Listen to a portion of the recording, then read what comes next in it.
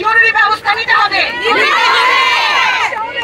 সরকার ও আইন শৃঙ্খলা বাহিনীকে নারীদের বিরুদ্ধে চলমান গণহামলা, গণপিটুনি, টার্গেটেড আক্রমণ, হয়রানি এবং ধর্ষণের ঘটনা প্রতিরোধে ব্যর্থতার দায় নিতে হবে এবং এগুলো রোধে কঠোর ব্যবস্থা গ্রহণ করতে হবে। গণমাধ্যমকে ভুল তথ্য প্রচার বন্ধ করতে হবে। জনমত গঠনে তাদের দায়িত্বশীল ভূমিকা পালন করতে হবে। সাইবার বুলিং বন্ধ ও অপরাধীদের দৃষ্টান্তমূলক শাস্তির ব্যবস্থা করতে হবে। আদিবাসী নারীদের উপর অব্যাহত নিপীড়ন এবং ঢাকার বিভিন্ন এলাকায় নারীদের বিরুদ্ধে প্রতিদিনের হয়রানি, এমনকি নিষ্ঠুর অ্যাটাক উল্লেখযোগ্য।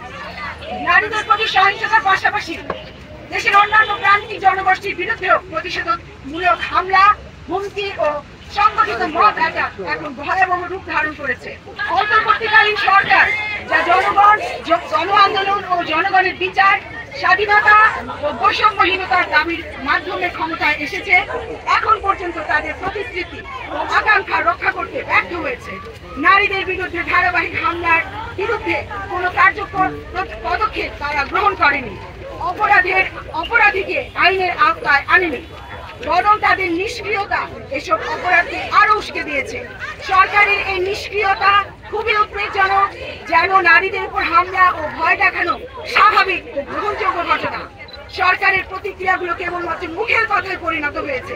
বিশেষ করে স্বরাষ্ট্র উপদেষ্টা জাহাঙ্গীর আলম চৌধুরী এবং পরিবেশ উপদেষ্টা সাইয়েদা রিজওয়ানা হাসানের বিবৃতিগুলো নারীদের আশ্বস্ত করার পরিবর্তে পরিস্থিতিকে আরো জটিল করেছে।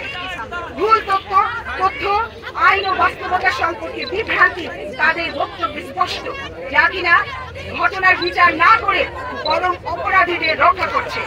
নারী এবং অন্যান্য প্রান্তিক গোষ্ঠীর ওপরে এই সংঘবদ্ধ হামলা, প্রকাশ্যে বিদ্বেষমূলক প্রচারণা ও উস্কানিমূলক কার্যক্রম অবিলম্বে অবসানের দাবি জানায়।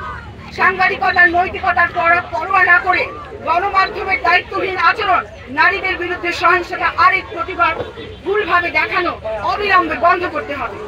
সর্বোপরি সহিংসতাকে স্বাভাবিক হিসেবে দেখানোর চেষ্টা চলছে, যা আমরা কখনো মেনে নেব না। আমরা দাবি করছি স্বরাষ্ট্র উপদেষ্টা জাহাঙ্গীর আলম চৌধুরীকে অবিলম্বে অপসারণ করা হোক। তার দায়িত্বহীন ও বিভ্রান্তিকর বক্তব্য জনমানুষের আস্থা নষ্ট করেছে। আমাদের দাবি সকল শ্রেণী, ধর্ম, জাতি ও পরিচয়ের নারী যেন নিরাপদে ও নির্ভয়ে তাদের অধিকার চর্চা করতে পারে।